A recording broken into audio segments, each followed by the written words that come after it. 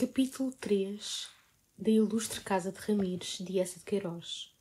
Esta gravação encontra-se disponível no Audiolivros PT. Capítulo 3. Durante a longa semana, nas horas da calma, o fidalgo da torre trabalhou com aferro e proveito. E nessa manhã, depois de repicar a sineta no corredor, 2 vezes o Bento empurrara a porta da livraria, avisando o senhor doutor que o almocinho assim à espera certamente se estragava. Mas de sobre a tira de almaço Gonçalo rosnava: "Já vou!" Sem despegar a pena, que corria como quilha leve em água mansa, na pressa amorosa de terminar, antes do almoço, o seu capítulo primeiro. E que canseira lhe custara, durante esses dias, esse copioso capítulo tão difícil como o imenso castelo de Santa Ireneia a erguer, e toda uma idade esfumada da história de Portugal a condensar em contornos robustos, e a mesnada dos Ramires a apetrechar sem que faltasse uma ração nos alforjes ou uma garrucha nos caixotes sob os dorsos das mulas.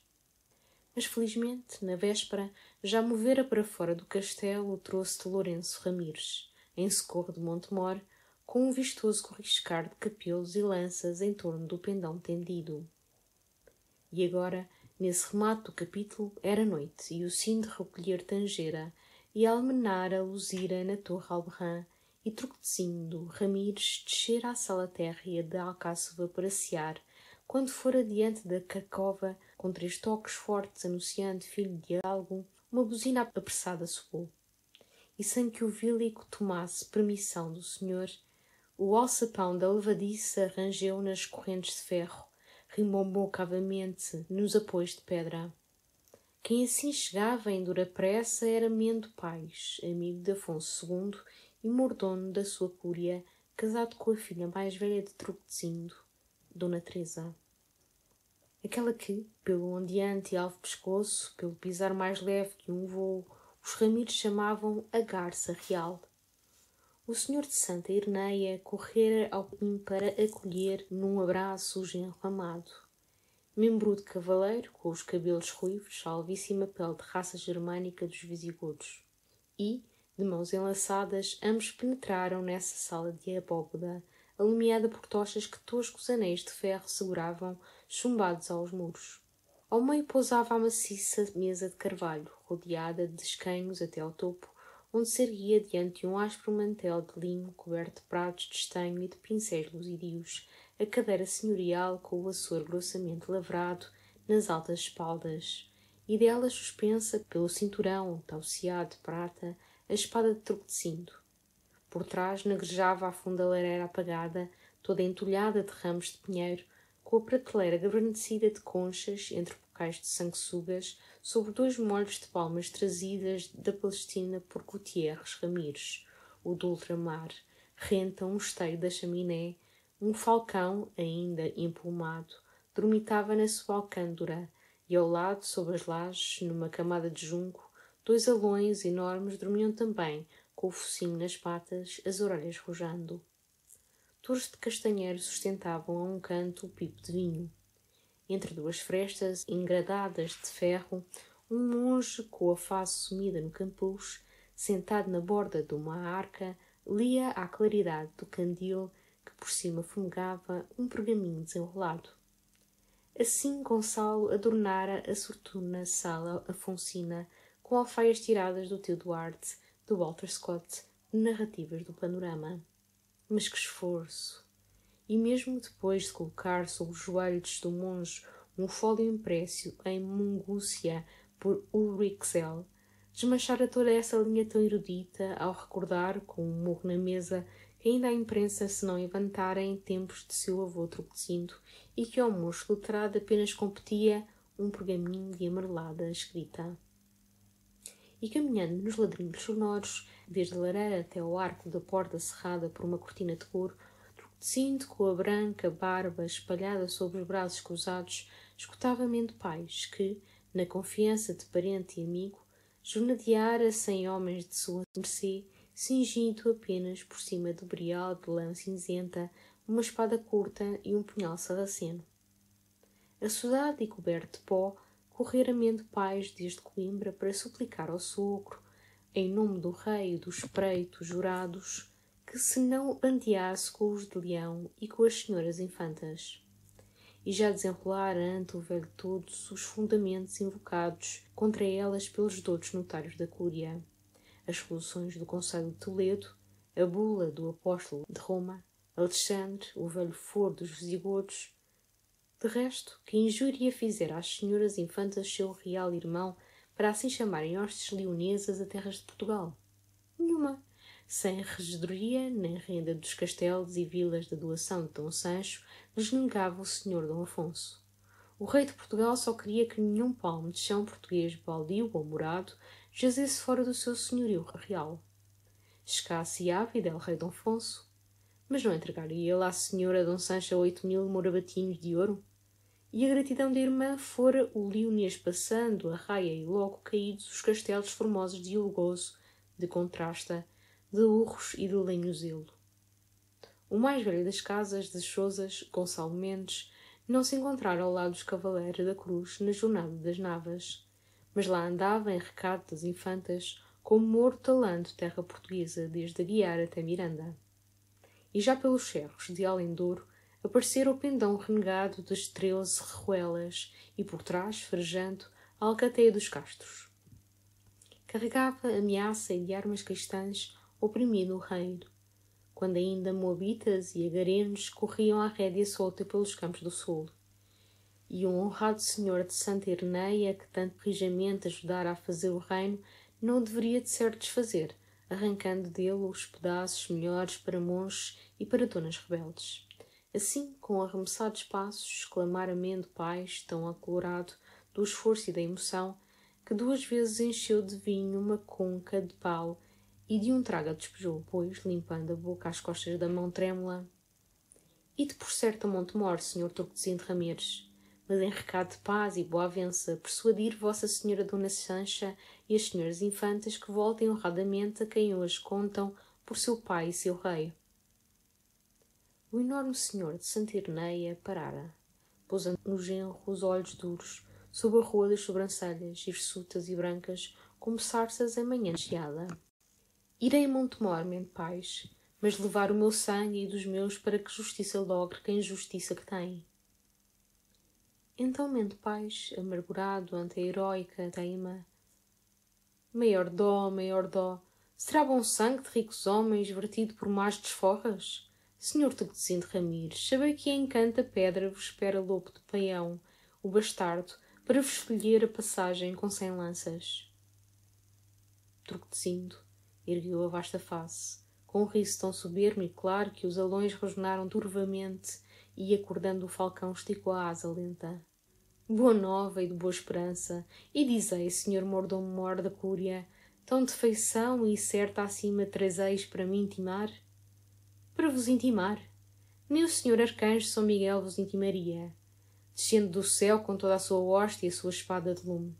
De sobra o sei, senhor Torquezinho de Ramires, mas casei da vossa casa, e já que nesta lide não sereis por mim bem ajudado, quero ao menos que sejais bem avisado." O velho Tordesilhas bateu as palmas para chamar os sergentes. Bem, assear, pois, à ceia, Frei Múnio, e vós, Mendo Pais, deixai recaceiros. Se deixo, não vos pode vir dano que mancei de 100 lanças, de 200 que vos surjam a caminho. E enquanto o monge enrolava o seu pergaminho, se acercava da mesa, Mendo Pais ajuntou com tristeza, desafifelando vagarosamente o cinturão da espada. Só um cuidado me pesa, e é que, nesta jornada, senhor meu sogro, e desficar de mal com o reino e com o rei. Filho e amigo, de mal ficarei com o reino e com o rei, mas de bem com a honra e comigo. Este grito de fidelidade tão altivo não ressoava no pulmeto do tio Duarte, e quando o achou com inesperada inspiração, o fidalgo da torre, atirando a pena, esfregou as mãos, clamando elevado: "Caramba, aqui há talento!" Rematou logo o capítulo.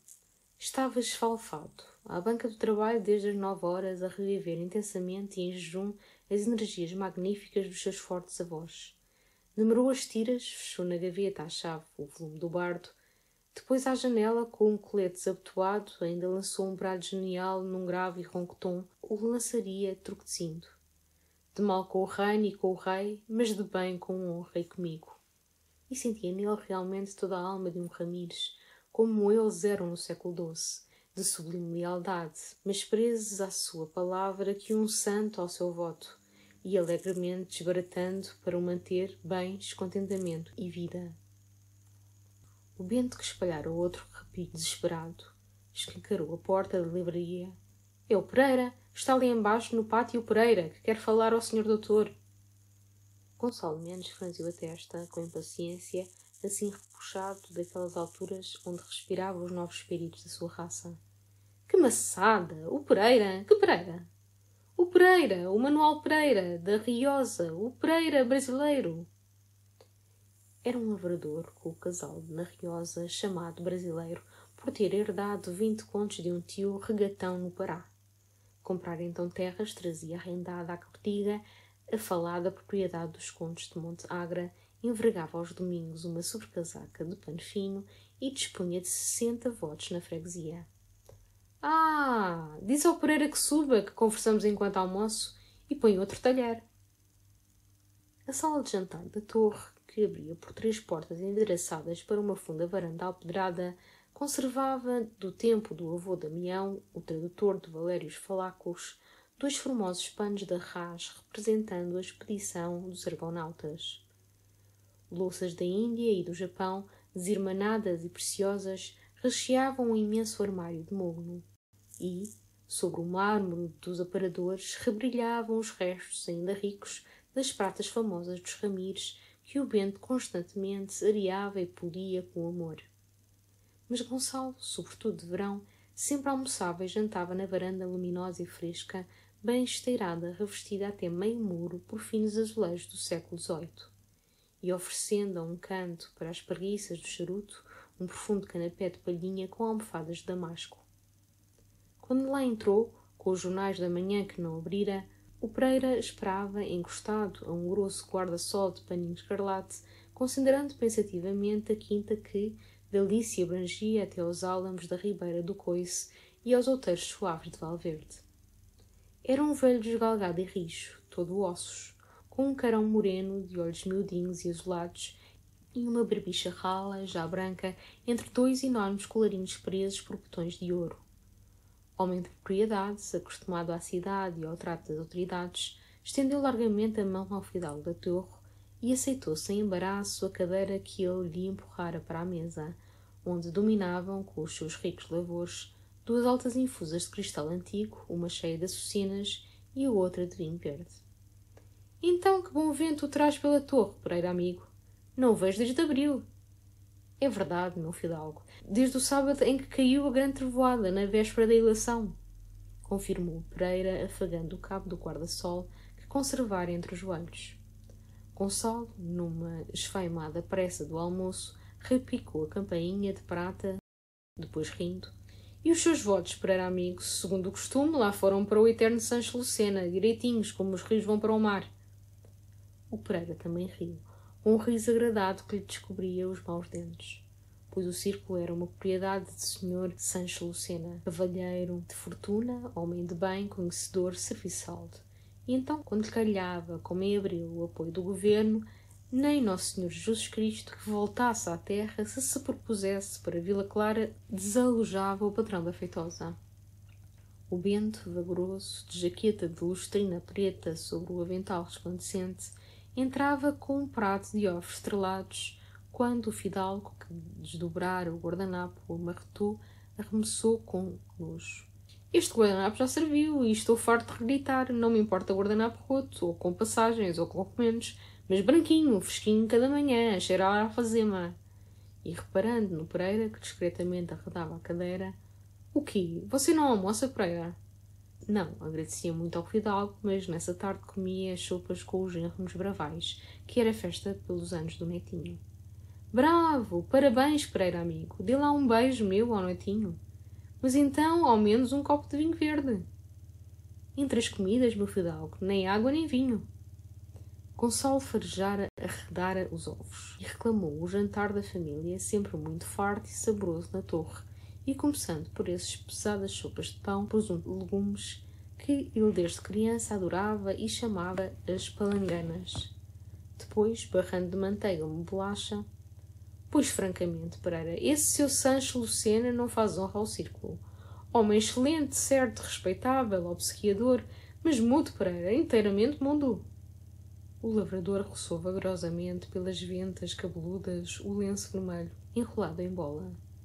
Sabe as coisas, pensa com acerto. Sim, mas pensamento e acerto não saem de dentro do crânio. Depois está muito velho, Pereira. Que idade terá ele? 60? 65. Mas de gente muito rija, meu fidalgo. O avô durou até aos 100 anos. E ainda o conheci na loja. Como? Na loja? Então o Pereira, enrolando mais o lenço, estranhou que o fidalgo não soubesse a história do Sancho Lucena, pois o avô, o Manuel Sanches, era um linheiro do Porto, na Rua das Hortas, e casado também com uma moça muito vistosa, muito farfalhuda. Bem, atulhou o fidalgo, isso é honroso para o Sancho Lucena. Gente que engordou, que trepou, e eu concordo, Pereira. O círculo deve mandar a Lisboa um homem como o Sancho Lucena, que tenha nele terra, raízes, interesses, nome. Mas é preciso que seja também homem com talento, com arrojo. Um deputado que, nas grandes questões, nas crises, xerega, transporta a Câmara. E depois, Pereira amigo, em política, quem mais grita, mais arranja. Olha a Estrada do Riosa.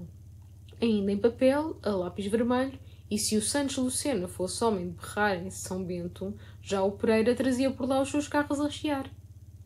O Pereira abanou a cabeça com tristeza. Ah, aí talvez o fidalgo acerte, mas para essa estradinha da Riosa sempre faltou quem gritasse. Aí talvez o fidalgo acerte.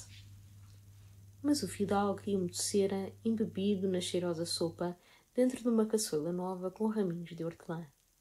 E então o Pereira, acercando mais a cadeira, cruzou no rebordo da mesa as mãos que meio século de trabalho na terra tornara negras e duras como raízes, e declarou que se atrevera a incomodar o fidalgo àquelas horas do almocinho, porque nessa semana começava um corte de madeiras para os lados de Sandim, e desejava, antes que surdissem outros arranjos, conversar com sua excelência sobre o arrendamento da torre. Gonçalo reteve a colher num pasmo risonho. Você queria arrendar a torre, Pereira? Queria conversar com Vossa Excelência, como o rei lhe está despedido. Mas eu já tratei com o Casco, o José Casco dos Bravais. Ficámos meio apalavrados há dias, há mais de uma semana. O Pereira coçou arrastadamente a barba rala. Pois era pena, grande pena.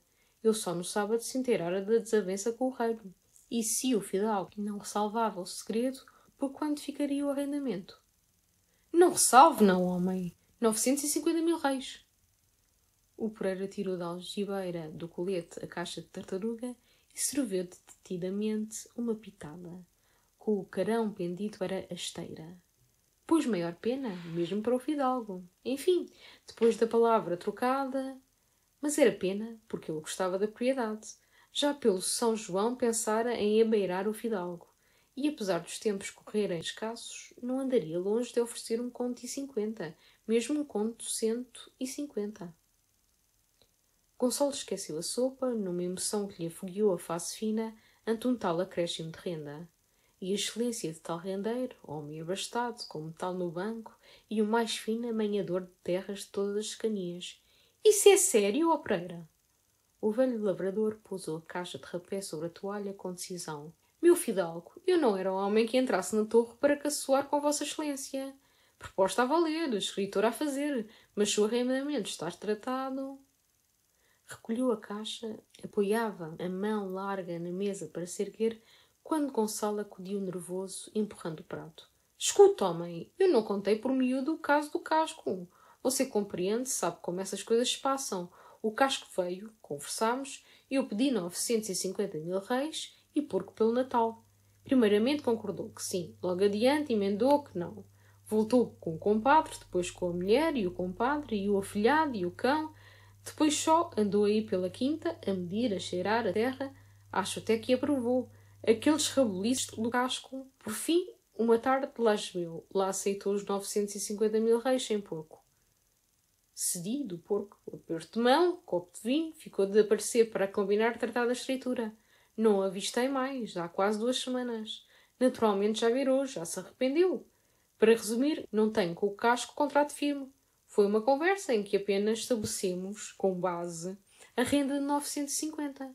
E eu que detesto coisas vagas, já andava pensando em encontrar melhor homem. Mas o Pereira, coçando o queixo, desconfiado, ele, em negócios, gostava de lisura. Sempre entendera bem com o casco. Nem por um condado se atravessaria nos arranjos do casco, o homem violento, assomado, de modo que desejava as coisas claras, para não surdir desgosto rijo. Não se lavrar a escritura, bem, mas ficara ou não palavra dada entre o fidalgo e o casco. Gonçalo Mendes Ramires, que finda apressadamente a sopa e enchia um copo de vinho verde para se calmar, fitou o lavrador quase severamente. Homem, essa pergunta, pois se eu tivesse confirmado o casco decisivamente a palavra do Gonçalo Ramires, estava agora aqui a tratar ou sequer a conversar consigo, Pereira, sobre o arrendamento da torre. O Pereira baixou a cabeça. Também é verdade. Pois nesse caso ele abriria a sua atenção claramente e, como conhecia a propriedade e apurara o seu cálculo, oferecia ao fidalgo um conto de 150 mil réis, sem porco. Mas não dava para a família nem leite, nem hortaliça, nem fruta. O fidalgo, homem só, pouco se aproveitava. A torre, porém, casa antiga, enxameava de gente e de aderentes. Todos apanhavam, todos abusavam. Enfim, esse era o seu princípio. E de resto, para a mesa do fidalgo e mesmo dos criados, bastava o pomar e a horta do regalo. Que horta e pomar necessitavam de trato mais jeitoso, mas ele, por amor do fidalgo e gosto seu, por lá passaria e tudo luziria. Enquanto às outras condições, aceitava as do antigo arrendamento. E escritura assinada para a outra semana, no sábado, está feito? Gonçalo, depois de um momento em que pestanejou nervoso e tremulamente, estendeu a mão aberta ao Pereira. Toque, agora sim, agora fica a palavra dada. E Nosso Senhor lhe ponha virtude, concluiu Pereira, firmado no imenso guarda-sol para se erguer. Então no sábado, em Oliveira, para a escritura. Assina Vossa Excelência ou o Senhor Padre Soeiro? Mas o fidalgo calculava. Não, homem, não pode ser. No sábado, com efeito, estou em Oliveira. Mas são os anos da Mana Maria da Graça. O Pereira destapou de novo os maus dentes num riso de estima. Ah, e como vai, senhora Dona Maria da Graça? Há que idades eu não a vejo. Desde o ano passado, na procissão de Passos, em Oliveira. Muito boa senhora, muito dada. E o senhor José Barrolo, pessoa excelente também, a valer. Que terra a dele, a Ribeirinha. A melhor propriedade dessas 20 léguas em redor. Linda propriedade. A do André Cavaleiro, que lhe está pegada, a Biscaia, não se lhe compara.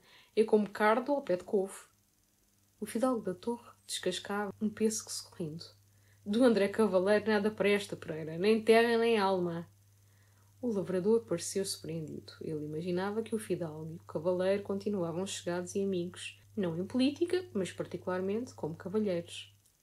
O quê? Eu e o cavaleiro? Nem como cavalheiro, nem como político.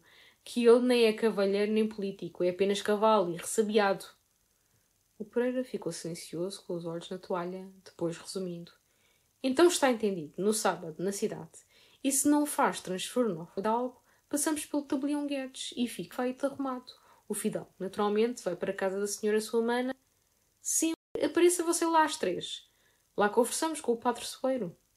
Também há aqui idades não encontro o senhor padre Soeiro. Oh, esse ingrato agora raramente aparece na torre. Sempre em Oliveira, com a Mana Graça, que é a menina dos seus encantos. Então, nem um cálice de vinho no Porto, Pereira. Bem, até sábado. Não esqueça o beijinho para o neto. Cá me vai no coração, meu fidalgo. Agora é essa. Pois consentia eu que Vossa Excelência se levantasse. Sei perfeitamente a escada e ainda passo pela cozinha para debicar com a tia Rosa. Já desde o tempo do paizinho de Vossa Excelência, que Deus haja, conheço bem a torre. E sempre me esperançei trazer nesta quinta uma lavoura a meu gosto de consolar. Durante o café, esquecido dos jornais, Gonçalo gozou a excelência daquele negócio. 200 mil réis mais de renda. E a torre tratada pelo Pereira, com aquele amor da terra e saber de lavra que transformara o chavascal do Monte Agra numa maravilha de seara, vinha e horta. Além disso, homem abastado, capaz de um adentamento. E eis aí mais uma evidência do valor da torre. esse afinco do Pereira em arrendar, ele tão apertado, tão seguro. Quase se arrependia de lhe não ter arrancado 1,2 conto. Enfim, a manhã fora fecunda. E realmente nenhum acordo afirmado o colava ao casco. Entre eles apenas se esboçara uma conversa sobre o arrendamento possível da torre, a debater depois miudamente, numa base nova de 950 mil réis. E que insensatez se ele, por escrupuloso respeito dessa conversa esboçada, recusasse o Pereira, retivesse o casco, lavrador de rotina, dos que raspam a terra para comer e a deixam cada ano desmerecendo, mais cansada e chapuda. Bento, traz charutos! E o Joaquim, que tem a égua selada das 5 para as 5:30, sempre voa à Feitosa. Hoje é o dia. Acendeu um charuto, voltou à livraria e, imediatamente, releu o final magnífico. De mal com o reino e com o rei, mas de bem com a honra e comigo. Ah, como ali gritava a alma inteira do velho português, no seu amor religioso da palavra e da honra, e com a tira de almaço entre os dedos, junto da varanda, considerou um momento a torre, as poeirentas frestas engradadas de ferro, as resistentes ameias ainda inteiras, onde agora adejava um bando de pombas. Quantas manhãs, às frescas horas da alva, o velho truquecindo se encostara àquelas ameias, então novas e brancas. Toda a terra em redor, semeada ou bravia, de certo pertencia ao poderoso rico homem. E o Pereira, nesse tempo colono o cervo, só abordava o senhor de joelhos e tremendo. Mas não lhe pagava 1,150 mil réis de semora moeda do reino. Também que diabo, o vovô truquezinho não precisava. Quando os sacos rereavam nas arcas e os acostados rosnavam por tadança de soldo, o leal rico homem, para se prover, tinha as tulhas e as adegas dos conselhos mal defendidos. Ou então, numa volta de estrada, o avençal, voltando de recolher as rendas reais, o bafarinheiro genovês com os machos ajujados de trouxas. Por baixo da torre, como lhe contara o papá, ainda negrejava a morra feudal, meio atulhada, mas com restos de correntes chumbadas aos pilares, e na abóbada a argola de onde pendia a polé, e no lajedo os buracos em que se escorava o potro. E nessa surda e úmida cova, o vençal, bufarinheiro, clérigos e mesmo burgueses de foro uivavam sobre o açoito ou no torniquete, até largarem agonizando o derradeiro morabitino. Ah, a romântica torre, cantada tão megamente ao luar pelo Vieirinha, quantos tormentos abafara! E de repente, com um berro, Gonçalo agarrou de sobre a mesa um volume de Walter Scott, que atirou sem piedade como uma pedra contra o tronco de uma faia. É que descortinara o gato da rosa cozinheira, trepado, de unhas fincadas no rano, arqueando a espinha para assaltar um ninho de melros. Quando nessa tarde o fidalgo da torre, airoso no seu fato novo de montar, polanas de couro polido, luvas de camurça branca, parou a égua ao portão da Feitosa, um velho todo esfarrapado, com longos cabelos caídos pelos ombros e imensas barbas espalhadas pelo peito, imediatamente se ergueu do banco de pedra onde comia rodelas de chouriço, bebendo de uma cabaça para o avisar que o senhor Sanches Lucena e a senhora Dona Ana andavam por fora, de carruagem. Gonçalo pediu ao velho que puxasse o ferro da sineta e, entregando um cartão ao moço, que entreabrira a rica grade dourada com um S e um L entrelaçados sob uma coroa de conde. O senhor Sanches Lucena, bem? O senhor conselheiro agora, um pouquinho melhor. O quê? Esteve doente? Pois o senhor conselheiro aqui há 3 ou 4 semanas andou muito agoniado. Oh, sinto muito. Diga ao senhor conselheiro que sinto muitíssimo. Chamou o velho que repicara a sineta para o recompensar com um tostão, e interessado por aquelas barbaças e melenas de mendigo de melodrama. Vosso Messê pede esmola por estes sítios? O homem ergueu por ele os olhos sujos, avermelhados da poeira e do sol, mas risonhos, quase contentes. Também me chego pela torre, meu fidalgo, e graças a Deus lá me fazem muito bem. Então, quando lá voltar, diga ao Bento, você conhece o Bento. Se conhecia, e a senhora Rosa, pois diga ao Bento que lhe dê umas calças, homem. Você assim, com essas calças, não anda decente. O velho riu, num riso lento e desdentado, mirando com gosto os sórdidos farrapos que lhe trapejavam nas canelas, mais denegridas e secas que galhos de inverno. Rotinhas, rotinhas, mas o senhor Dr. Júlio diz que me ficam assim bem. O senhor Dr. Júlio, quando lá passo, sempre me tira o retrato na máquina. Ainda na passada semana, até com os pedaços de carrilhões dependurados no pulso e uma espada erguida na mão.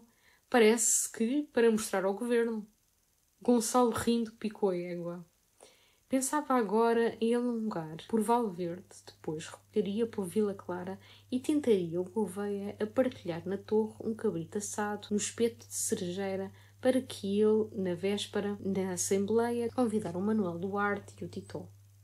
Mas ao atravessar a Cruz das Almas, onde a estrada de Corinde, tão linda, com as suas filas de álamos, cruza a ladeira de Valverde, parou, notando ao fundo, para o lado de Corinde, com um confuso esbarro de uma carrada de lenha e uma carriola de açougue e uma mulher de lenço escarlate bracejando sobre a albarba de um burro e dois lavradores de enxada às costas.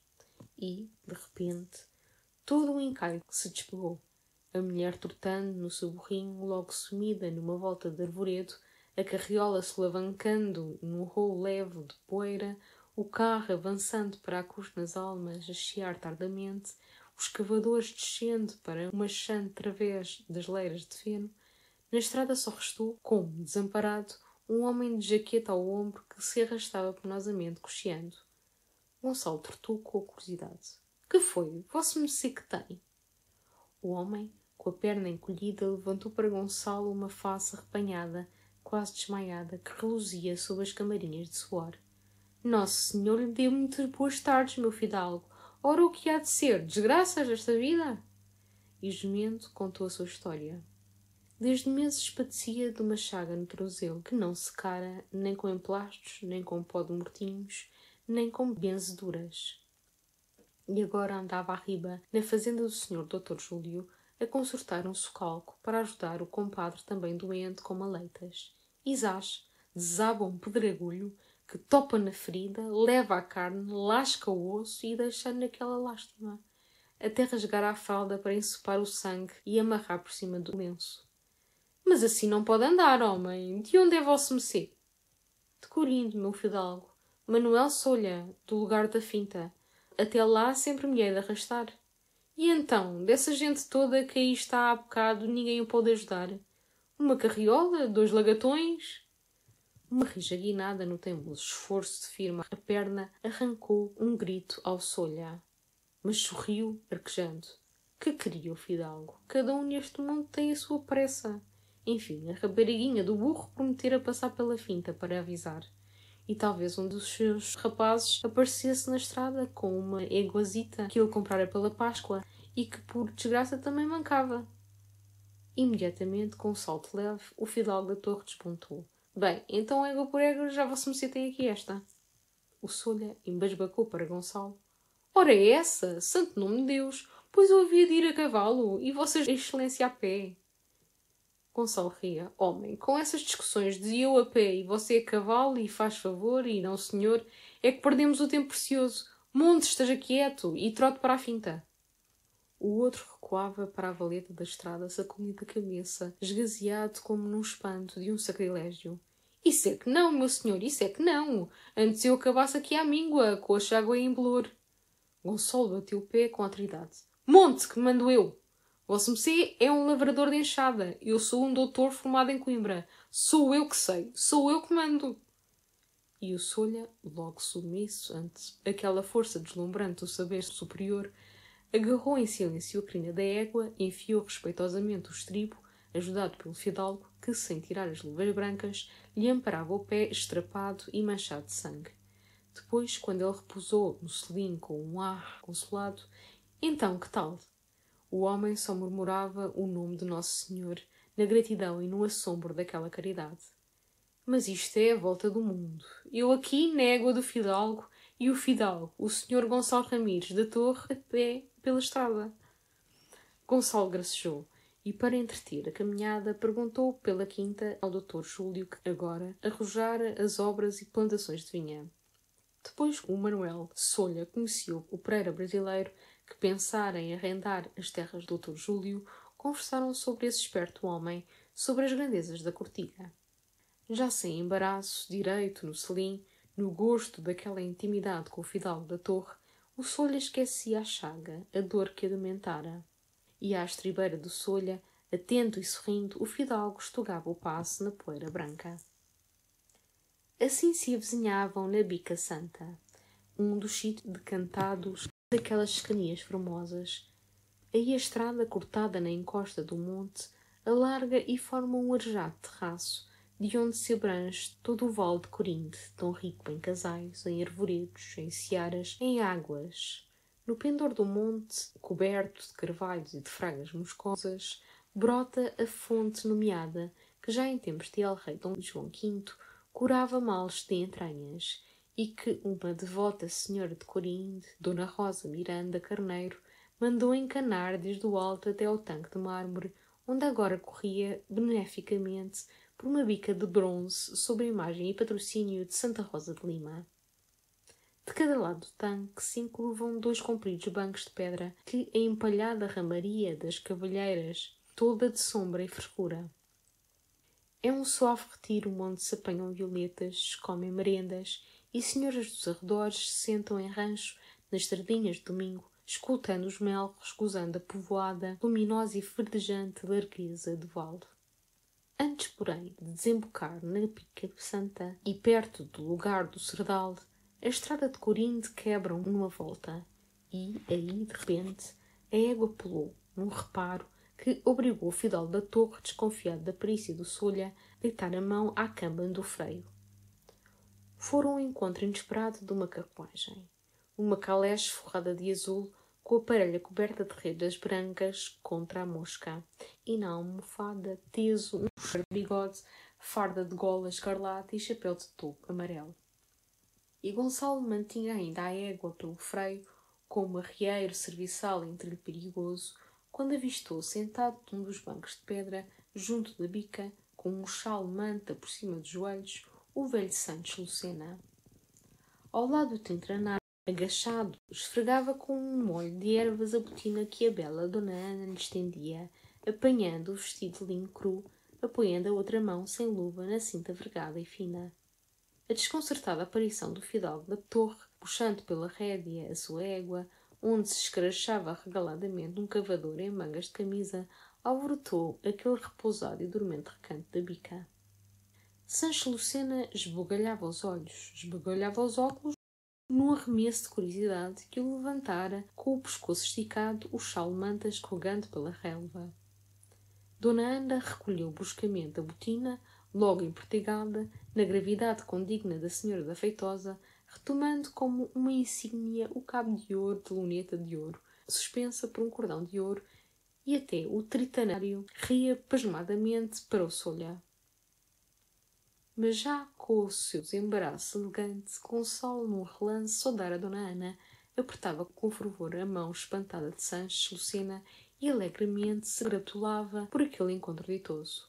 Pois vinha justamente a Feitosa, e aí soubera, com desgosto, por um moço da quinta, de certo exagerado, que o senhor conselheiro nas últimas semanas andara doente. E então como estava? Como estava? Oh, a fisionomia era excelente. Pois não é verdade, senhora Dona Ana. O aspecto é excelente. Com um leve requebro da cabeça, um fofo ondear de um molho de plumas brancas sobre o chapéu de palha vermelha, ela volveu numa voz rolada, lenta e gorda, que arrepiou Gonçalo. O Sancho agora, graças a Deus, desfruta melhor saúde. Um pouco melhor, sim, com efeito. Muito agradecida a Vossa Excelência, Sr. Gonçalo Ramires, murmurou o descarnado e corcovado homem, repuxando para os joelhos o chale manta. E com os óculos a luzir, cravados em Gonçalo, na curiosidade que o abrasava, quase lhe recusara a face afilada, mais amarela que o sírio. Mas com perdão de Vossa Excelência, como é que Vossa Excelência anda por aqui? É aquela estrada de Corinte, neste estado, a pé, trazendo à rédea um lavrador de enxada? Rindo, e sobretudo para Dona Ana, cujos olhos formosamente negros de uma funda refulgência líquida também esperavam, sérios e reservados, Gonçalo contou o desastre do bom homem, que entrotara no caminho gemendo, arrastando a perna escalavrada. De sorte que lhe ofereci a minha égua. E até, se Vossa Excelência me permite, minha senhora, é necessário que eu combine com ele o resto da jornada. Rapidamente voltou ao Solha, que, de novo acanhado ante o senhor da Feitosa, com o chapéu na mão, encolhido sobre o selim, como atenuando a sua grandeza, logo se distribui para desmontar. Mas já Gonçalo lhe ordenava que tortasse para a finta e lhe mandasse a égua por um dos seus rapazes, ali à Bica Santa, onde ele morava com o senhor conselheiro. E quando o Soia largou, saudando desabaladamente, torcido como impelido do seu pesar pelos acenos risonhos em que o fidalgo o despedia, o assombro do Sancho Lucena recomeçou. Ora, uma coisa destas, eu tudo esperaria, tudo, menos o senhor Gonçalo Mendes Ramires, a trazer à rédea pela estrada de Corim um cavador de enxada. É a repetição do bom samaritano, mas para melhor. Gonçalo gracejou sentado no banco, junto de Sancho Lucena. Oh, o bom samaritano não merecia uma página tão amável no Evangelho somente por oferecer o burro a uma levita doente, de certo mostrar virtudes mais belas. E sorrindo para Dona Ana, que, do outro lado de Sancho Lucena, espalhava a luneta com lentidão majestosa pelas árvores e pela fonte que tão bem conhecia. Há 2 anos, minha senhora, que não tenho a honra... Mas Sancho Lucena despediu um grito. Oh, senhor Gonçalo Ramires, Vossa Excelência traz-me na mão. O fidalgo reparou espantado. Sobre a luva de camurça branca ressaltavam 2 manchas arroxeadas. Não é sangue meu. Foi naturalmente quando o Solha montou e eu lhe segurei os pés calabrado. Arrancou a luva que arremessou para as ervas bravas por trás do banco de pedra e, continuando o sorriso. Com efeito, não tenho a honra de encontrar a Vossa Excelência, minha senhora, desde o baile do Barão das Marges, em Oliveira, o famoso baile do Entrudo. Há mais de 2 anos era eu estudante, e ainda me recordo de Vossa Excelência estar vestida esplendidamente da Catarina da Rússia. E enquanto a envolvia no sorrir dos olhos finos e meigos, pensava: formosa criatura, mas ordinária, e que voz! Dona Ana também se recordava do baile dos Marges. O cavalheiro, porém, está equivocado. Eu não fui de russa, fui de imperatriz. Sim, de imperatriz da Rússia, de grande Catarina, e com um gosto, com um luxo. Sancho Lucena voltou vagarosamente para Gonçalo os óculos de ouro, apontou um dedo alongado e lívido. Pois também eu me lembro que sua mana e minha senhora, a senhora Dona Graça, traziam um traje de lavradeira de Viana. Foi uma lucidíssima festa, nem admira. O nosso Marges é sempre primoroso. E desde essa noite não tornei a encontrar a mana de Vossa Excelência em intimidade, apenas de longe, na missa. De resto, pouco residia agora em Oliveira, apesar de conservar a casa montada, criadagem cocheira. Culpa do ar ou culpa da água não se dava bem na cidade. Gonçalo acalorou mais o seu interesse. Mas então, realmente, Vossa Excelência, o que tem tido? Sancho Lucena sorriu com amargura. Os médicos em Lisboa não se entendiam. Uns atribuem ao estômago, outros atribuem ao coração. Portanto, aqui ou ali, víscera essencial atacada. E sofria crises, mais crises. Enfim, com a graça de Deus, e regime, e leite, e descanso, ainda esperava arrastar uns anos. Oh, com certeza! Exclamou Gonçalo alegremente. E Vossa Excelência não pensa que a Estado em Lisboa e as câmaras e a política, a terrível política, o fatiguem, o agitem? Não, pelo contrário, Sancho Lucena passava toleravelmente em Lisboa, mesmo melhor que na Feitosa, pois gostava daquela distração das câmaras e, como conservava amigos na capital, uma roda escolhida, uma roda fina. Um desses nossos excelentes amigos, Vossa Excelência de certo conhece. Ele é parente de Vossa Excelência, o Dr. João da Pedrosa. Gonçalo olhou ao homem, mesmo ao nome, murmurou polidamente. Sim, o Dr. João, de certo. E Sancho Lucena, passando pelas suíças brancas a mão magríssima, quase transparente, onde reluzia um enorme anel de armas de safira. E não somente o Dr. João. Outros dos nossos amigos é igualmente parente de Vossa Excelência e chegado. Muitas vezes temos falado de Vossa Excelência e da sua casa. E ele pertence também à primeira nobreza. É o Arronches Marinque. Cavalheiro muito dado, muito divertido, acrescentou Dona Ana, com uma convicção que alteou o peito, que o repete justo marcava a força viçosa e a perfeição. A Gonçalo também nunca chegara a esse nome sonoro, mas não hesitou. Sim, perfeitamente, o Marique. De resto, eu tenho tantos parentes em Lisboa e vou tão pouco a Lisboa, e Vossa Excelência, Senhora Dona Ana, mas o Sancho Lucena insistia, deliciado naquela conversa de parentescos fidalgos. Vossa Excelência, naturalmente, tem em Lisboa toda a sua parentela histórica. Assim eu creio que Vossa Excelência é primo do Duque de Lourençal, o Duarte de Lourençal. Ele não usa o título por miguelismo ou antes por hábito. Mas enfim, é o legítimo Duque de Lourençal, é quem representa a casa de Lourençal. Gonçalo, sorrindo atentamente, desabotoara o fraco, procurava a sua velha charuteira de couro. Sim, com efeito, Duarte, somos primos. Diz ele que somos primos e eu acredito. Entendo tão pouco de dar-vos de costado. De facto, as casas em Portugal andam muito cruzadas. Todos somos parentes, não só pelo lado de Adão, como pelos godos. E Vossa Excelência, Senhora Dona Ana, prefere estar em Lisboa? Mas reparando que escolhera uns charutos, distraidamente, o trincara. Oh, perdão, minha senhora, ia fumar sem saber se Vossa Excelência... Ela saudou descendo as longas pestanas. O cavalheiro pode fumar. O Sancho não fuma, mas eu até aprecio o cheiro.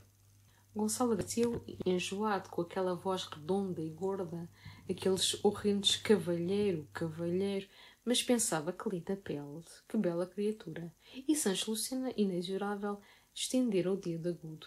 Pois eu conheço muito, não o senhor doutor Duarte Lourençal. Não tenho essa subida honra por hora, mas seu irmão, o senhor Dom Filipe, cavalheiro estimabilíssimo, como Vossa Excelência de certo sabe. E depois, que talento, no cornetim. Ah, o quê? Vossa Excelência não ouviu seu primo, o senhor Dom Filipe, no Lourençal tocar de cornetim? E até a bela Dona Ana se animou com o sorriso languido de beijos cheios, mais vermelhos que cerejas maduras, sob o fresco rebrilho dos dentes pequeninos. Oh, toca ricamente! O Sancho gosta muito de música. Eu também, mas como Vossa Excelência compreende, aqui na aldeia, com a falta de recursos... Gonçalo, arremessando o fósforo, exclamara logo num sincero interesse. Então queria que Vossa Excelência ouvisse um amigo meu, que é verdadeiramente sublime no violão, o Vidrinha. Sancho Lucena estranhou o nome, a sua vulgaridade, e o fidalgo singelamente... É um rapaz muito meu amigo, de Vila Clara, o José Videira, ajudante da farmácia. Os óculos de Sancho Lucena cresceram de puro espanto. Ajudante da farmácia e amigo do Sr. Gonçalo Mendes Ramires? Sim, desde estudante dos exames de liceu até o Videirinha passava as férias na torre com a mãe, a antiga costureira da casa. Tão bom rapaz, tão simples e, na realidade, no violão, um gênio. Agora tem ele uma cantiga admirável que chamou o Fado dos Ramires. A música é, com efeito, um fado de Coimbra, um fado conhecido, mas os versos são dele. Umas quadras engraçadas sobre as coisas da minha casa, lendras, patranhas, pois ficou sublime. Ainda há dias na torre, comigo e com o Titó. E a este nome familiar e menineiro, Sancho Lucena mostrou outro reparo. O Titó! O fidalgo ria. É uma velha alcunha de amizade que nós damos ao António Villa-Lobos. Então Sancho Lucena atirou ambos os braços, como se alguém muito querido aparecesse na estrada. O António Villa-Lobos! Mas isso é um dos nossos fiéis e bons amigos, cavalheiro estimabilíssimo. Quase todas as semanas nos faz o favor de aparecer pela Feitosa. E agora era o fidalgo que pasmava ante essa intimidade e que nunca o Titó iludira, quando no gago, na torre, na assembleia, se berrava, politicando, o nome de Sancho Lucena. Ah, Vossa Excelência conhece! Mas Dona Ana, que se erguera bruscamente do banco e debruçada recolhia a luva e a sombrinha, lembrou ao marido o esfriar lento da tarde, a neblina subindo sempre àquela hora do vale esquecido. Sabes que nunca te faz bem, e também não faz bem à parelha, assim parada há tanto tempo. Imediatamente, Sancho Lucena, receoso, puxara da algibeira um espesso lenço de seda branca para abafar o pescoço, e receoso também pela parelha, logo se arrancou pesadamente do banco de pedra, com um aceno cansado ao trinterário, para apanhar o chale, avisar o cocheiro. Mas ainda atravessou, vergando-o arrimado à bengala, para o parapeito que resguarda a estrada, sob o despenhado pendor do monte, dominando o vale. E confessava a Gonçalo que aquele era, nos arredores da Feitosa, o seu passeio preferido. Não só pela beleza do sítio, já cantado pelos nossos maviosos Cunha-Torres, mas porque do terraço da bica, sem esforço, sentado no banco, avistava numa largueza de terras suas. Olhe, Vossa Excelência, para além daquele soto, até à chã e ao comoro, onde está a casota amarela e por trás do pinhal, tudo é meu. O pinhal ainda é meu. Acolá, do renque de álamos para diante, depois do lameiro, é também meu. Ali, do lado da ermida, pertence ao Monte Agra, Mas mais para lá, passado o asseñal, meu pelo monte acima, é tudo meu. O lívido dedo, o braço escanifrado na manga de camisinheira preta, cresciam por sob o valde. Além os pastos, adiante os centeios, depois o bravio, tudo dele. E por trás da magra figura alquebrada, de chapéu enterrado na nuca, o abafo de seda, subido até às pálidas orelhas quase despegadas, Dona Ana esbelta, clara e sã como um mármore, com um sorriso esquecido nos lábios golosos, o formoso peito mais cheio, acompanhava a enumeração copiosa, fincava a luneta sobre os pastos, os pinhais e os centeios, sentindo já tudo dela. E agora acolá, atrás do olival, concluiu Sancho Lucena com respeito, é sítio seu, Senhor Gonçalo Mendes Ramires. Meu? De Vossa Excelência, quer dizer, ligado à casa de Vossa Excelência, pois não reconhece. Além, por trás do moinho, passa a estrada de Santa Maria de Carquete. São os túmulos dos seus antepassados.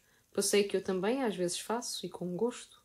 Ainda há um mês visitámos detidamente as ruínas, e acredito que fiquei impressionado. Aquele bocado de claustro tão antigo, as grandes esquifes de pedra, a espada chumbada à abóbada por cima do túmulo do meio, é de comover. E achei muito bonito, muito filial, da parte de Vossa Excelência, o ter sempre aquela lâmpada de bronze acesa de noite e de dia. Gonçalo engrolou um murmúrio risonho, porque não se recordava da espada, nunca recomendara a lâmpada, mas Sancho Lucena agora suplicava um precioso favor ao Sr. Gonçalo Mendes Ramires, e era que Vossa Excelência lhe concedesse a honra de o conduzir na carruagem à torre. Aurçadamente, Gonçalo rezou. Nem podia. Combinara com o homem da perna dorida esperar ali, na bica, pela sua égua. Mas fica aqui o meu tritanário, que leva a égua de Vossa Excelência à torre. Não, não, se Vossa Excelência me permite, eu espero. Depois meto pelo atalho da Craça, porque tenho às 8 horas na torre, à minha espera para jantar o titó. Dona Ana, no meio da estrada, apressou logo o marido sacudidamente, com a ameaça renovada da friagem do relento. Mas junto da caleche, Sancho Lucena ainda empurrou para afirmar a Gonçalo, com a descarnada mão sobre o encovado peito, que aquela tarde lhe ficava célebre. Porque vi uma coisa que poucas vezes se terá visto. O maior fidalgo de Portugal, a pé pela estrada de Corinde, levando à rédea no seu próprio cavalo um cavador de enxada. Ajudado por Gonçalo, trepou enfim pesadamente ao estribo. Dona Ana já se enterrara nas almoçadas, alçando entre as mãos, como uma insígnia, o cabo rebrilhante da luneta de ouro. O trintanário também se antessou, cruzou os braços e a caleche aparatosa, com as manchas brancas das redes dos cavalos, mergulhou no silêncio e na penumbra da estrada, sobre a espalhada ramaria das faias. Que maçada! Clamou Gonçalo. E se consolava de tarde tão linda assim desperdiçada, intolerável, esse Sancho Lucena, o senhor doutor fulano e o senhor doutor Cicrano e a sua gula de roda fina e tudo dele, por colina e vale, a mulher esplêndida peça de carne como filha de carniceiro, mas sem migalha de graça ou alma. E que voz, Jesus, que voz! Gente pedante e sabuja! E agora só desejava recuperar a sua égua, galopar para a torre e desabafar com o titó, familiar da feitosa, o seu asco por toda aquela sancharia. A égua não tardou. A trote largo, montada pelo filho do Solha, que ao avistar o fidalgo saltou à estrada de chapéu na mão, enconchado e encarnado, balbuciante que o pai chegara bem, pedia ao Nosso Senhor lhe pagasse a caridade. Bem, bem, recados a teu pai, que estimo as melhoras, lá mandarei saber. Num pulo montara, galopava pelo fácil atalho da graça. Mas diante do portão da torre encontrou um moço do gago, com um bilhete de titó, anunciando que não podia jantar na torre porque partia nessa semana para Oliveira. Que disparate! Para Oliveira também eu parto, mas janto hoje. Até combinávamos. O levava na carruagem. Que ficou a fazer o senhor doutor António? O rapaz coçou pensativamente a cabeça. O senhor doutor António passou lá por casa para eu trazer o bilhete ao fidalgo. Depois, creio que tem festa, porque entrou de fonte no tio Cordeiro a comprar bichas de rabiar. Aquelas inesperadas bichas de rabiar causaram logo ao fidalgo uma imensa inveja. E onde é a festa, sabes? Eu não sei, meu fidalgo, mas parece que é coisa rija, porque o senhor João Gouveia encomendou lá ao patrão 2 grandes pratos de bolos de bacalhau. Bolos de bacalhau! Gonçalo sentiu como a amargura de uma traição. Oh, que animais! e de repente ideou uma vingança alegre. Pois se vir hoje o Sr. Dr. António ou o Sr. João Gouveia, não te esqueças de lhes dizer que sinto muito, que eu também cá tinha à noite na torre uma festa. E havia senhoras, vinha a senhora Dona Ana Lucena, não te esqueças, hein? Gonçalo galgou as escadas rindo da sua invenção. Mas, nessa noite, às 9 horas, depois do arrastado e atochado jantar com o Manuel Duarte, entrou na sala grande dos retratos, apenas iluminada pelo lampião dourado do corredor, para buscar uma caixa de charutos. E, casualmente, através da janela aberta, reparou num homem que, embaixo, rente da sombra dos álamos, rondava, espreitada. Mais atento, imaginou reconhecer os poderosos ombros, o andar bovino do Titó. Mas não, com certeza. O homem trazia jaqueta e carapuço de lã. Curioso, abafando os passos, ainda se beirou da varanda. O vulto, porém, descera da estrada, logo sumido sob as árvores de uma calha que contorna o casal da Miranda e desemboca adiante na portela junto das primeiras casas de Vila Clara.